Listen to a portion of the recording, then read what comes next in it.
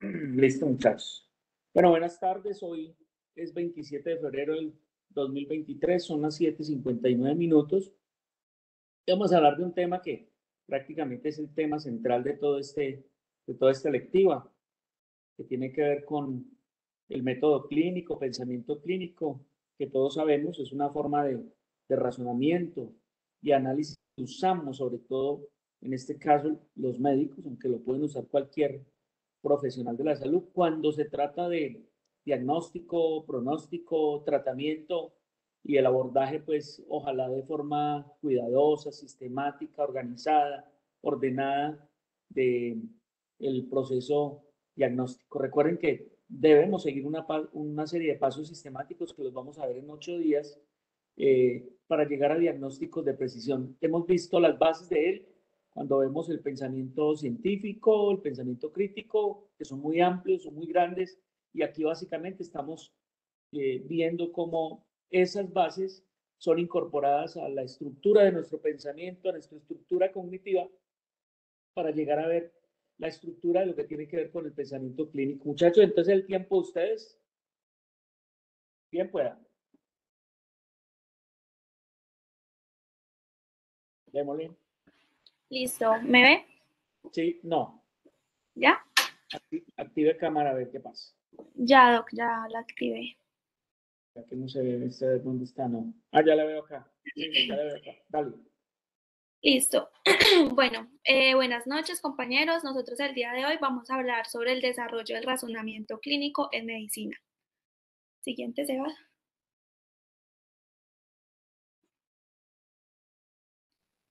Bueno, primero que todo debemos iniciar hablando de que la formación clínica del médico implica mucho más que la acumulación de los conocimientos.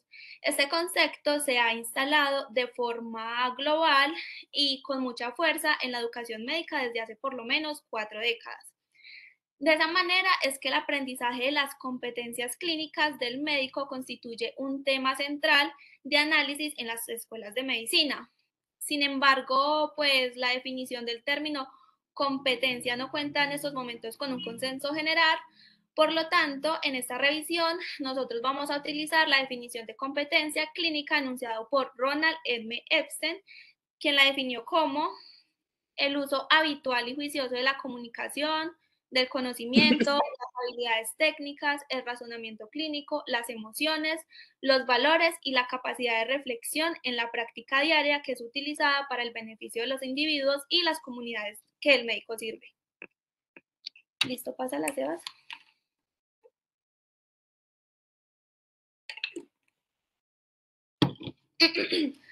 Bueno, entonces tenemos que la definición que mencioné en la diapositiva anterior se complementa con la definición de competencia enunciada por Jacques Tardif, el cual afirma que la competencia está representada también por la capacidad de resolver los problemas ambiguos e indefinidos. También tenemos que una proporción del ejercicio médico está compuesto por casos bien definidos que zanjan siguiendo caminos claramente establecidos. Este tipo de situaciones se observan principalmente a nivel de los médicos especialistas debido a que es común que estos traten a pacientes con un diagnóstico ya establecido derivados de otros médicos. Este tipo de casos clínicos se resuelven mediante la aplicación de una razonabilidad técnica. Siguiente. Bueno, entonces, sin embargo, existe una proporción importante del ejercicio de la medicina, por ejemplo, el de los médicos de atención primaria o del servicio de urgencia, que estos se enfrentan a menudo a casos clínicos mal definidos en los cuales no está disponible toda la información necesaria para resolver el problema en cuestión.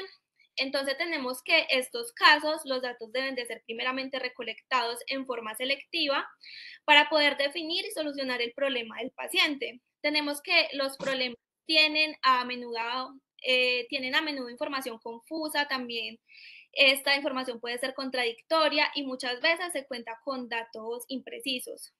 En ese momento, el clínico debe reflexionar en la acción, es decir, que debe visualizar una o más soluciones potenciales, luego de esto debe implementarlas y ver su resultado. Posteriormente, el clínico debe reflexionar sobre la acción para realizar un análisis de la situación y extraer enseñanzas para futuros casos similares. También tenemos que el experto debe caracterizarse por la autoevaluación durante su actuar médico y buscar deliberadamente validaciones externas que informen sobre su reflexión, en otras palabras, que dirijan su autoevaluación. Tenemos también que la competencia clínica se demuestra en la acción cuando se establece una relación entre la capacidad del individuo y el problema a resolver o la actividad a realizar, ya en una situación pues particular en el mundo real. Por este motivo, la competencia clínica es intrínsecamente contextual, dependiendo de múltiples elementos del entorno en el cual se ejerce la acción médica. Por ejemplo, del lugar de la atención médica, de la prevalencia de enfermedades de ese lugar, de los síntomas del paciente, del nivel de la educación del paciente, entre pues muchos otros elementos. También tenemos que otra característica importante de la competencia clínica es que se puede adquirir y desarrollar a través de la práctica médica y de la reflexión intencionada sobre la experiencia. Siguiente.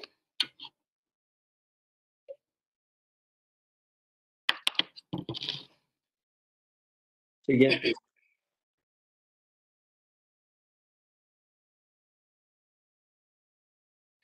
Bueno, entonces ahora sí vamos a entrar a hablar sobre el razonamiento clínico. Bueno, primero que todo, al analizar detalladamente cuáles son las características de un médico competente, es posible identificar varias subcompetencias que lo componen. A modo de ejemplo, se puede mencionar habilidades de comunicación, capacidad de trabajo en equipo, formación ética, entre pues otras muchas cualidades. Sin embargo, existe una competencia transversal que es central para el médico y esto es el razonamiento clínico. Entonces tenemos que el razonamiento clínico se define al conjunto de procesos mentales mediante los cuales el médico plantea un diagnóstico y decide los planes de manejo y el pronóstico en caso pues, particular del paciente. También tenemos que una característica del razonamiento clínico es que posee un componente contenido dependiente. Dicho de otra manera, esto significa que el tener un razonamiento clínico competente o no es generalizable a toda situación clínica. Tenemos un ejemplo que es un médico competente en su especialidad, pero pues este no lo hace necesariamente competente en otra especialidad. También tenemos que el poseer un conocimiento cabal de una especialidad tampoco es suficiente para obtener un razonamiento clínico competente. Tenemos que varios autores han postulado la capacidad de razonamiento clínico. Esta pues está muy relacionada con la capacidad del médico o también del estudiante de medicina para organizar sus conocimientos. Tenemos que intuitivamente se considera experto a un clínico que soluciona los problemas propios de su especialidad en forma eficiente, lo que implica que utiliza un mejor razonamiento clínico que el novato. Siguiente. Entonces, ¿qué les quise decir con todo lo que les dije? Prácticamente que la razón del lugar preeminente que ocupa el razonamiento clínico en la medicina radica que es la guía de toda acción médica, obviamente. Por ejemplo, el diagnóstico, el estudio de los casos clínicos, la conducta terapéutica y la elaboración del pronóstico del paciente. Por lo tanto, pues tenemos que la evaluación válida y confiable del razonamiento clínico durante el proceso de formación médica deberá considerarse indispensable.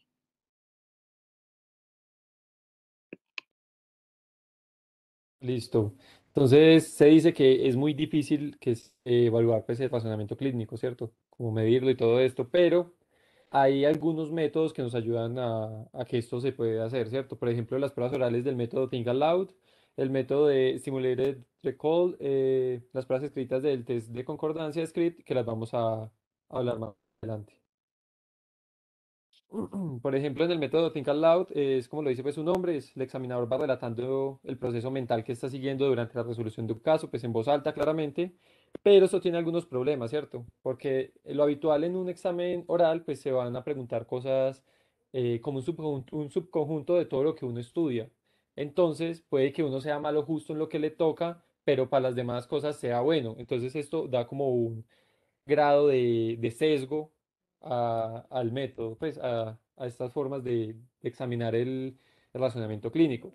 Otros inconvenientes es que se va a requerir obviamente de un docente que sea el examinador, ¿cierto? Y este docente pues puede, digamos, si no tiene tan buena relación con uno, pues calificar de una u otra manera, pues si no es muy profesional, o digamos si él está cansado o si interpreta las cosas diferente o algo así, pues puede llevar a varios sesgos.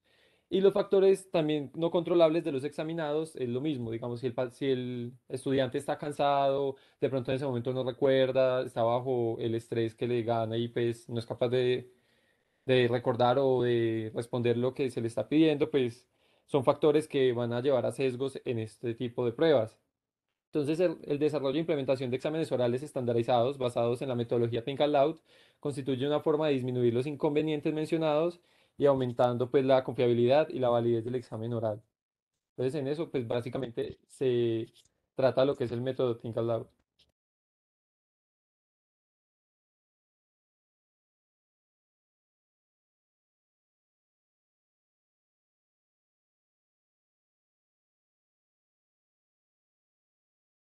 ¿Quién sigue? Yo, profe. ¿Me ven ahí? Digamos cámara, por favor. Espera, No, profe. Es que- Ahí ya. Ahí ya. ya. Valentina, listo. Listo. Ok, entonces vamos a hablar del método estimular recall.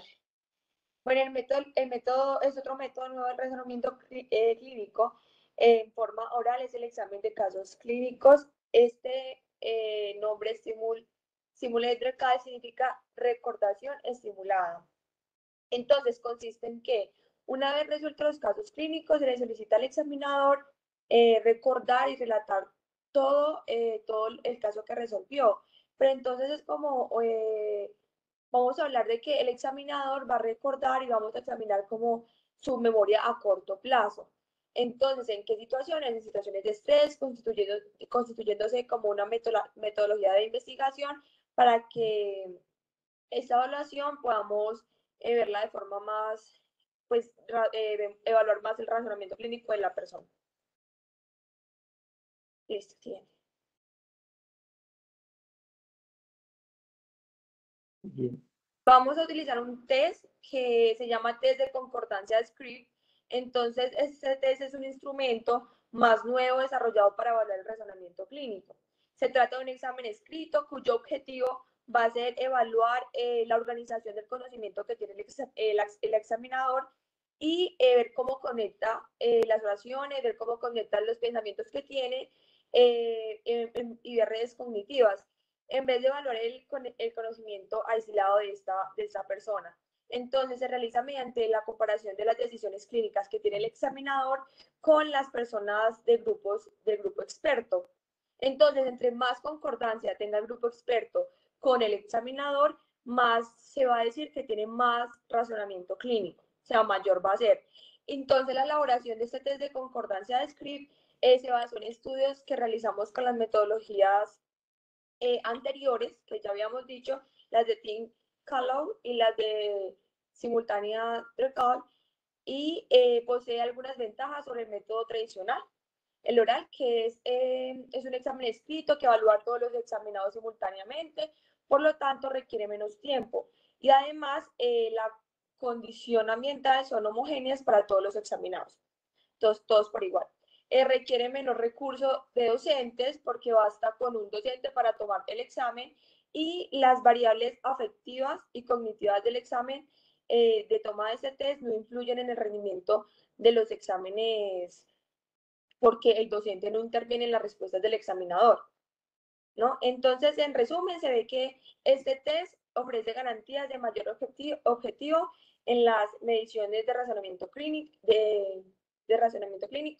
por el examen de oral tradicional. Sin embargo, se debe tener en cuenta que estos sticks también tienen unas limitaciones, ya que no puede evaluar otras dimensiones importantes de la competencia clínica, que son habilidades comunicacionales, habilidades actitudinales y manejo de situaciones por estrés. Siguiente.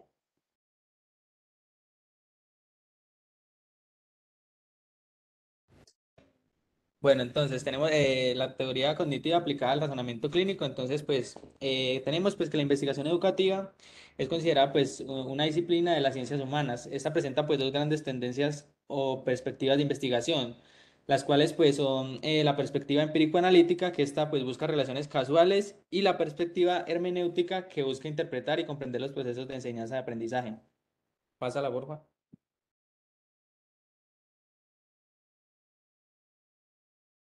Entonces,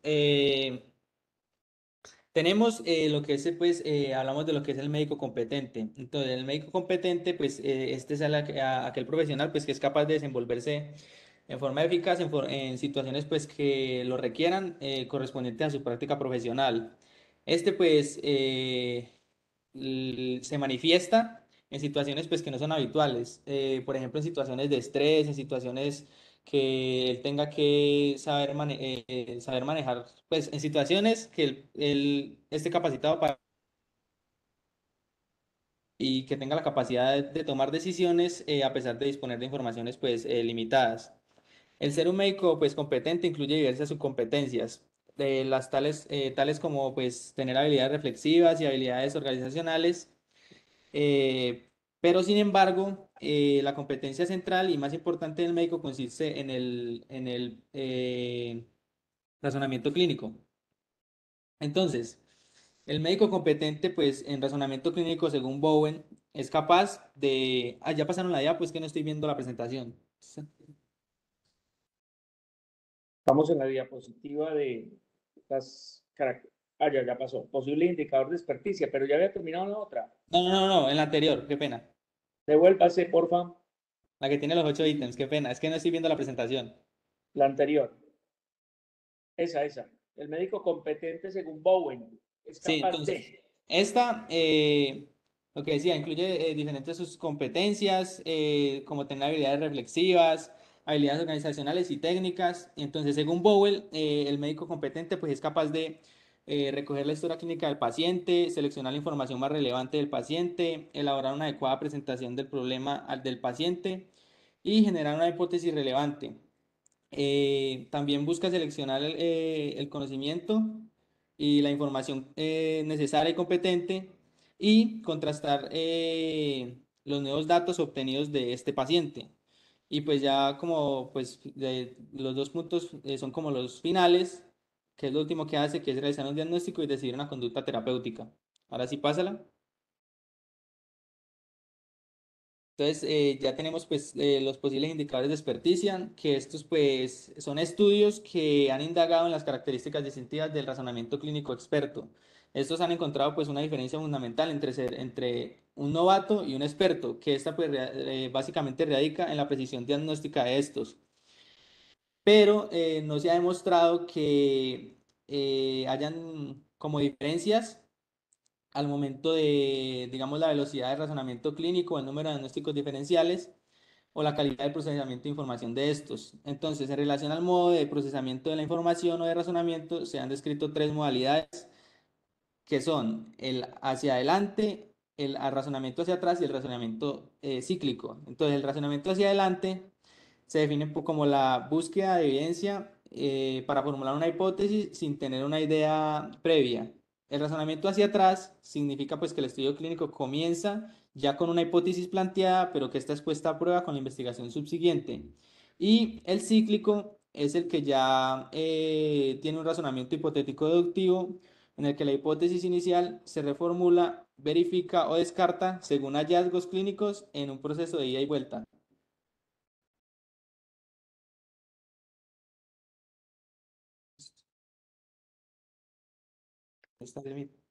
Me veo. No, Camila, no. Bueno, ¿está al ¿Sí? lado o qué? No, No me puede ver. no, aquí no la veo yo. Qué raro, yo sí veo acá. A ver. ¿Nada? No, raro. Ahí ya, Camila. ¿Sí? Sí. Listo.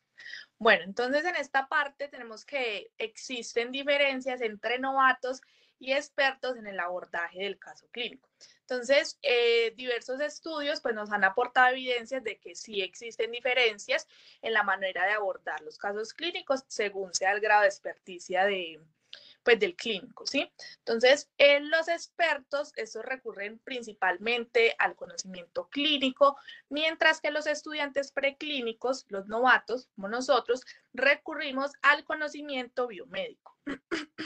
Bueno, entonces, los expertos no pierden su conocimiento biomédico, sino que ellos lo aplican solo cuando el conocimiento clínico no es suficiente para representar el caso, ¿sí? Esto se llama el conocimiento encapsulado. Entonces, según estos señores de acá, en 1993 postulan que existen 3 fases consecutivas en el desarrollo de la experticia clínica, que se caracteriza por diferentes conocimientos funcionales. Pasa, porfa.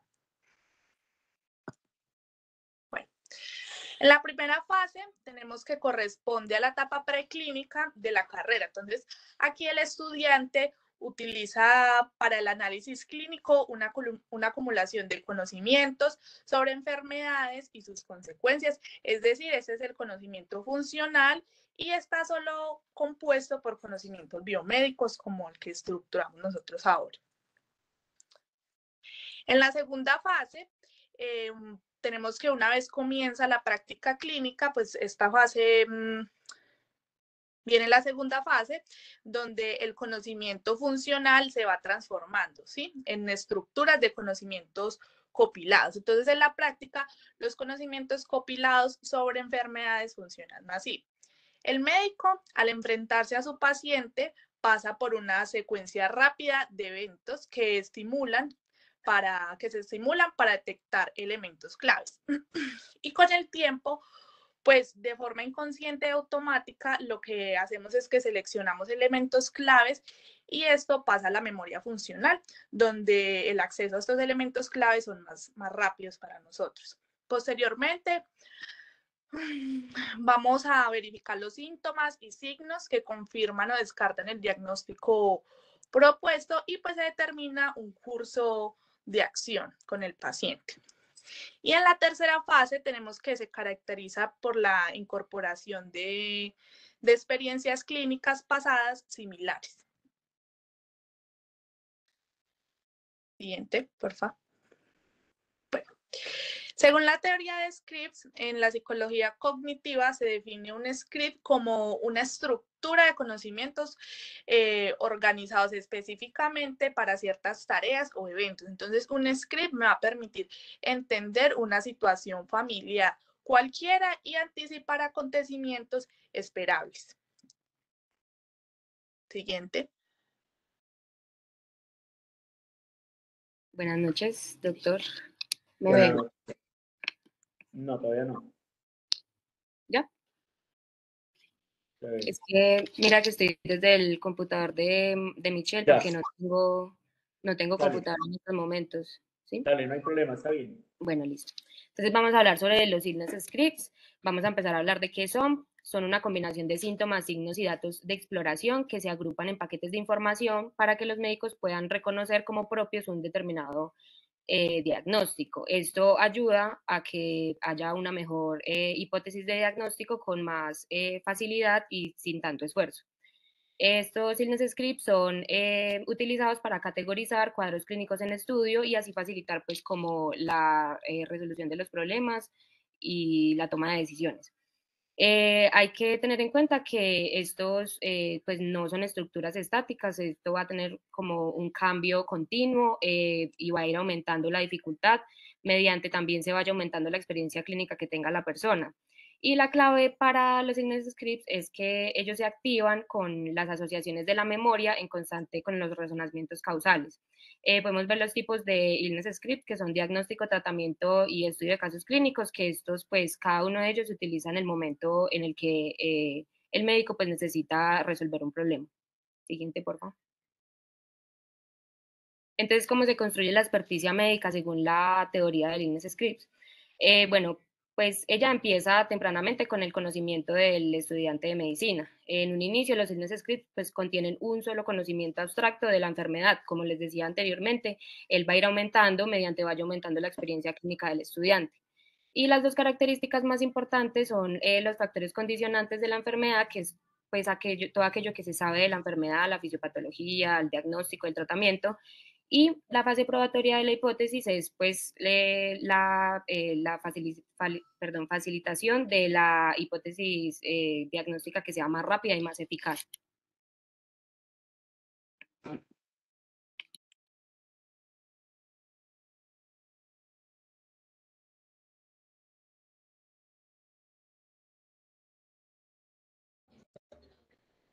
Ok, ahorita vamos a hablar de la organización del conocimiento médico. Entonces, el proceso de desarrollo del conocimiento médico va a estar caracterizado por la adquisición del instituto. Tenemos que, según Brailovsky, el conocimiento de medicina se va construyendo en 4 etapas. La primera, la adquisición del conocimiento declarativo. En esta, pues el estudiante de medicina pues va a leer textos y va a adquirir el conocimiento biomédico y va a elaborar algunos conceptos, pero sus conocimientos van a ser escasos y no va a relacionar lo que son los síntomas y signos para un diagnóstico como tal. Lo que es el logro del conocimiento disperso, en este pues va a tener cierta elaboración para la información, para adquirir la información y va a tener lo que es los conocimientos dispersos. En esta etapa pues va a poder relacionar un poco los signos y síntomas, pero sin mayor integración de estos. Tenemos también el desarrollo del conocimiento elaborado. En esta etapa pues va a haber una mayor integración de los conocimientos adquiridos. Entonces la presencia de ciertos signos y síntomas activan los conocimientos que son pertinentes al caso clínico como tal o al caso que se está enfrentando como tal el estudiante. También tenemos el establecimiento del conocimiento complicado. En esta etapa, pues el conocimiento médico va a estar organizado en lo que es el IS para solucionar los problemas clínicos. Este modo, pues va a organizar los conocimientos en una construcción personal de cada médico, por lo tanto va a ser única. Sin embargo, aunque estos sean diferentes, pues pueden ser similares y eficaces para todos. Siguiente. Tenemos lo que es la evaluación en la carrera de medicina. Eh, Conocemos que aún a nosotros como estudiantes nos evalúan principalmente con lo que son métodos de pruebas de selección múltiple. Entonces nosotros, dice pues acá que utilizamos lo que es para resolver esto, utilizamos lo que es principalmente conocimiento declarativo, de que es de tipo biomédico. Pues no requerimos como tal el uso del razonamiento clínico ni la activación del IS. Si bien es cierto que el IS también incluye conocimientos biomédicos, solamente los va a incorporar en aquel conocimiento básico que requiere pues la experiencia para pues llegarlo al caso clínico como tal. ¿Listo? Siguiente.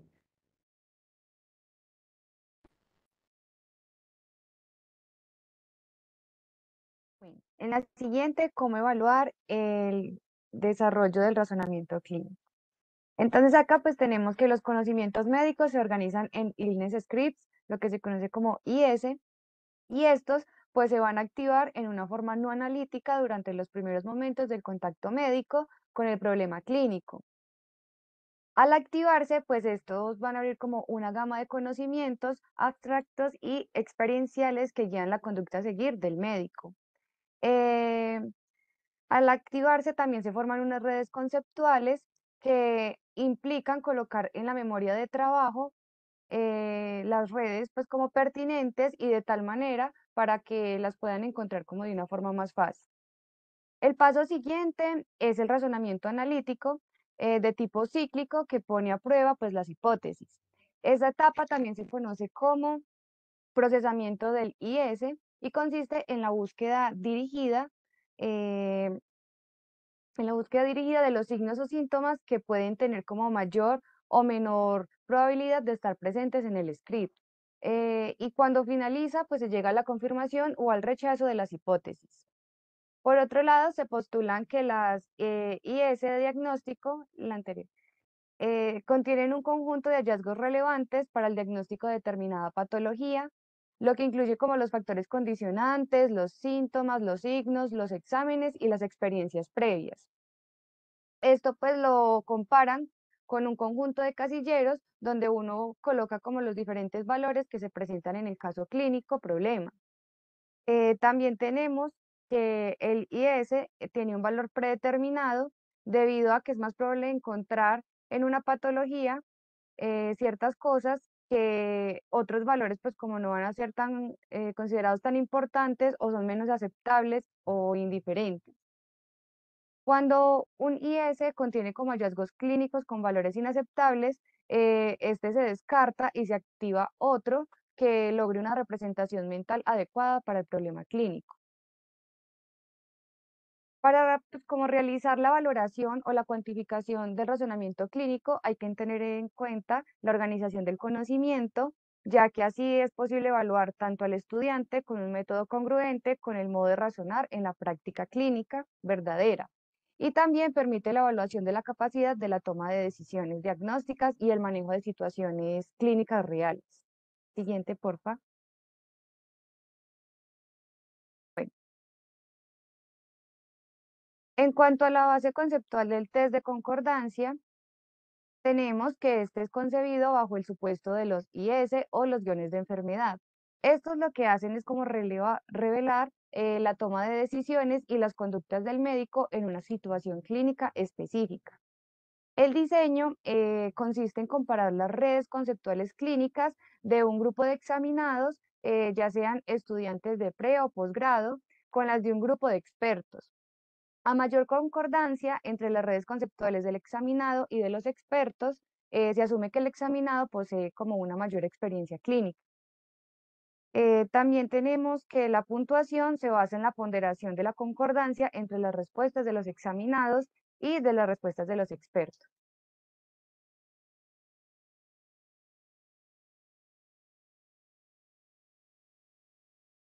Entonces, pues para hacer una descripción general de cómo se elaboraron el test de concordancia script, pues ellos vieron que pues, necesitaban ver o sea, en la práctica se presentan situaciones mucho más complejas, que no todas las patologías o los casos clínicos se ven como si fueran descritos en el libro, que pues ahí están bien relatados los signos y síntomas, a veces pueden faltar un síntoma que puede complicar el diagnóstico de una enfermedad.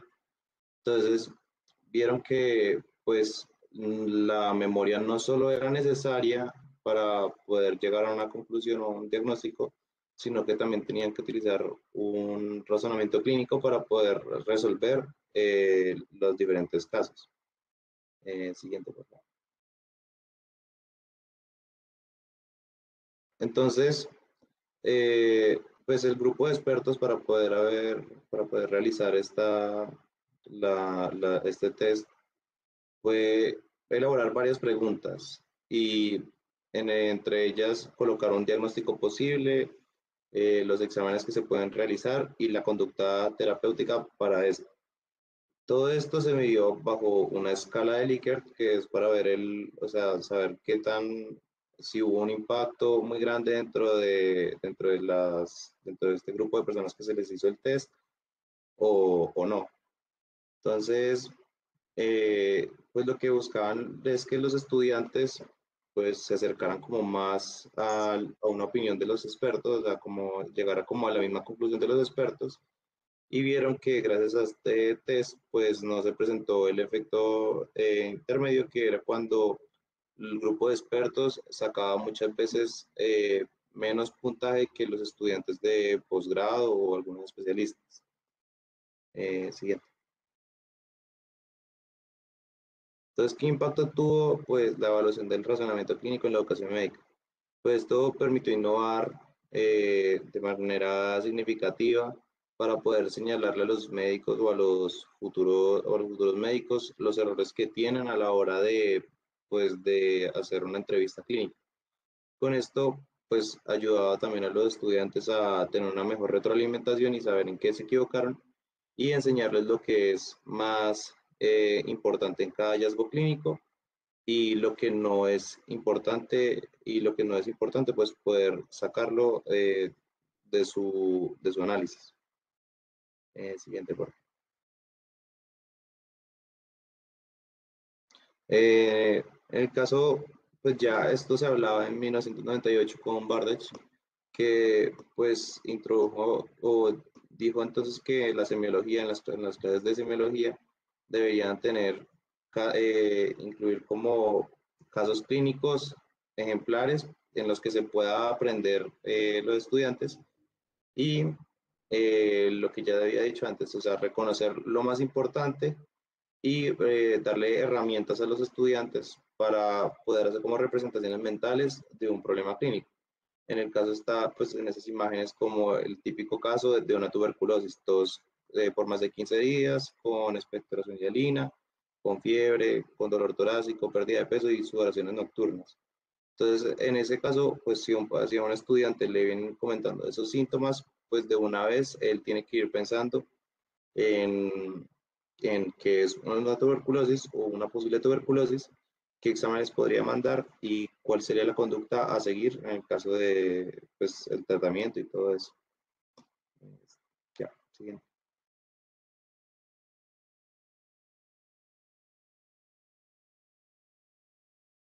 Bueno, entonces siguiendo con la teoría clásica de razonamiento, hablamos de teoría clásica de razonamiento clínico en médicos por Edelstein, Schulman y Sprafka, ¿sí?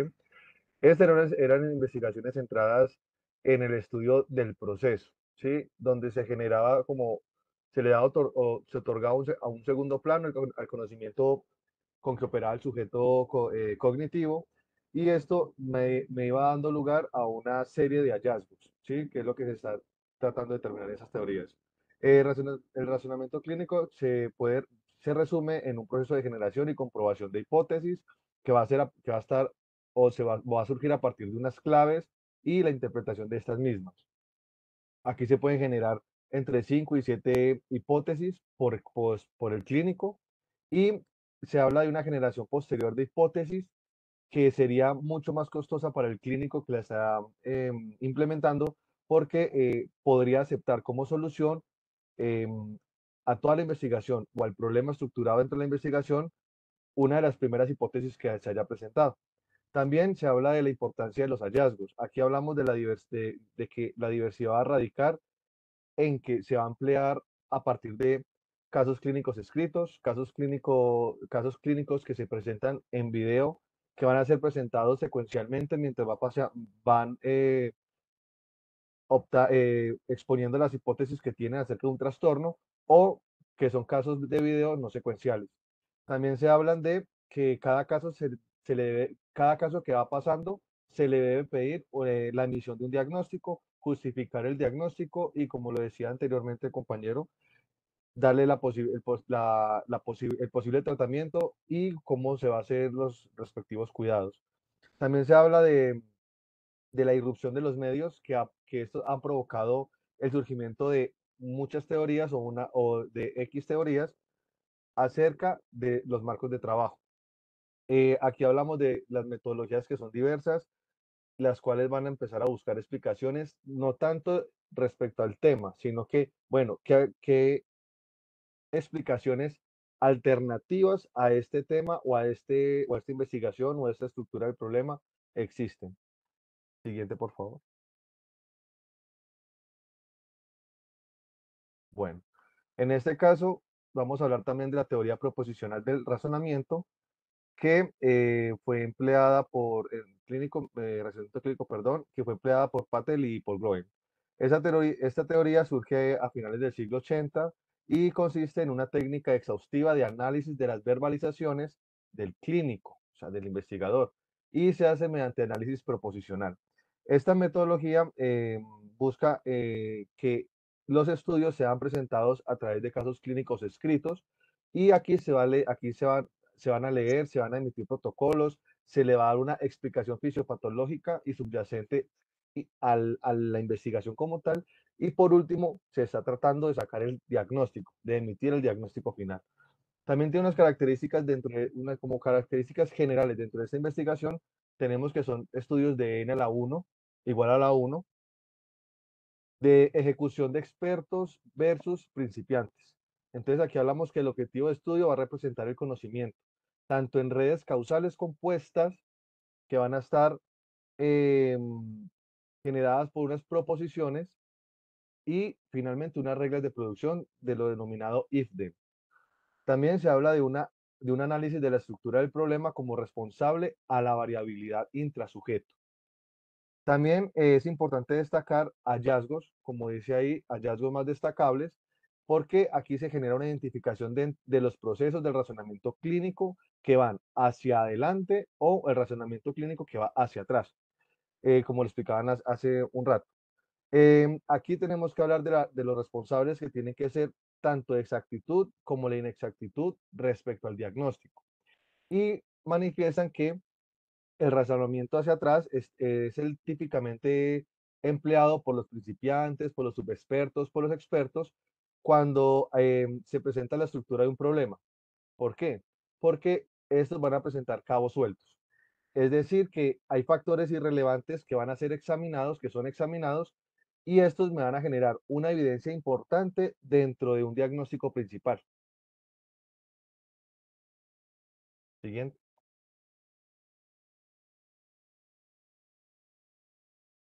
Listo, la teoría entonces de la semántica estructural pues viene de la lingüística denominada también semántica estructural y el objetivo de estas pues es estudiar como el significado en los discursos, ¿cierto? Tanto médico-paciente como eh, médico-médico y todo esto, ¿cierto? La innovación pues en el razonamiento clínico viene dada por la asunción de la forma del síntoma como nivel profundo asociado a propiedades abstractas evocadas, ¿cierto?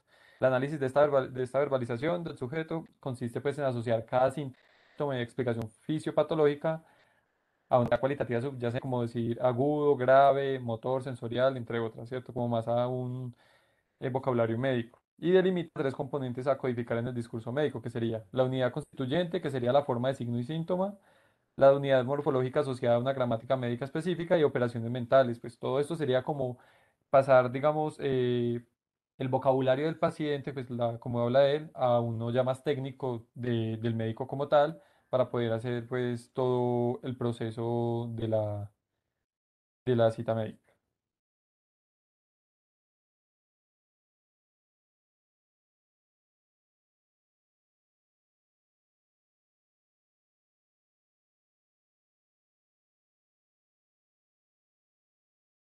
Bueno, y ya para terminar, vamos a hablar de la teoría de la encapsulación del conocimiento. Bueno, tenemos que esta es una teoría evolutiva de almacén del conocimiento médico, siendo los cambios en este los responsables del desarrollo de la pericia médica. Tenemos que este desarrollo parte de la creación de redes causales altamente elaboradas de contenido fisiopatológico, características de los principiantes y concluye con los illness scripts, guiones de enfermedad que se hablaron anteriormente, o con el conocimiento encapsulado de los expertos. Este conocimiento encapsulado está formado por contenidos clínicos, concretamente factores precipitantes y predisponentes, causas y consecuencias, signos y síntomas, y la causa de esta evaluación es el estudio de los casos clínicos. ¿Listo? Listo, muchas gracias. Bien, Michelle. Muy bien, Michelle y compañeros. Como ven, pensamiento clínico, método clínico, razonamiento clínico que pueden dar lugar a interpretaciones similares no es nada fácil. Tanto desarrollarlo es complejo y para eso estamos acá, como explicarlo e intentarlo evaluar. Yo pienso que en la medida en que nosotros, lo que hemos venido diciendo, en la medida en que sistematicemos, en la medida en que organicemos, en la medida en que nos volvamos conscientes hagamos un poquito de metacognición, en la medida en que escudriñemos, esculquemos, toda la estructura cognitiva que al final nos lleva a desarrollar un pensamiento clínico, pues hombre, si el futuro tiene que ser el ser grandes clínicos. Yo pienso que mucho de esto que hacemos acá, y lo van a ver cuando veamos el análisis de casos clínicos, cuando apliquemos realmente esto que hemos venido haciendo acá, pues la apuesta va en la medida en que cualquier escuela de medicina quisiera tener, que son médicos con muchas capacidades de observar, capacidades de razonar, capacidades de complejizar, capacidades de sistematizar, capacidades de correlacionar, capacidad de observar críticamente, capacidad de pensar críticamente, capacidad de hipotezizar, o llamémoslo, de generar hipótesis, de preguntarse todo el tiempo, de escudriñar y volver a preguntar en el paciente, de examinar con una observación crítica, sistemática, organizada, lógica, para posteriormente que lo que vamos a hacer es organizar estructuras de preguntas, de organizar los problemas de los pacientes en grandes síndromes, después explicar esos grandes síndromes en grandes patologías con diagnósticos diferenciales y volverse a preguntar para al final tener aproximaciones diagnósticas de precisión, que es, vuelvo y le digo, a donde queremos llegar. Bueno, muchachos, espero que todo esto, como dicen, siga generando en ustedes desarrollo de pensamiento, siga generando incertidumbre, siga generando que hay que leer sobre esto y leer sobre esto no solamente, sino leer y leer y leer críticamente la literatura, leer críticamente preguntándose siempre qué aplicar. Mire, una de las teorías que más puede explicar y analizar el razonamiento clínico es la teoría de la medicina basada en la evidencia, y eso lo tienen que aprender a usar. Ya vieron teoría de los modelos mentales, la teoría de la forma de la toma de decisiones, la teoría de la memoria de trabajo. Bueno, esto son cosas que, vuelvo y le digo, son complejas. Muchas gracias, muchachos. Para dentro de 8 días yo les digo, vamos a hacer un trabajo con el grupo 4, como en la primera partecita, y la segunda viene el doctor Duque a mostrar su modelo de proceso diagnóstico juicioso, sistemático y que vamos a repetir y repetir de ahí para arriba. Muchas gracias, muchachos, muchas bendiciones. Les agradezco mucho haber tenido la paciencia de esperarme, pero pues tenía que hacerme esos exámenes y debo continuar un proceso ahí para seguir en control y diagnósticos de precisión. Bueno, feliz noche, muchachos. Hasta luego, doctor. Gracias, Doc, hasta luego. Hasta luego, doctor. Feliz noche a todos. Vale. Doctor, Dímelo. me quitó la falta.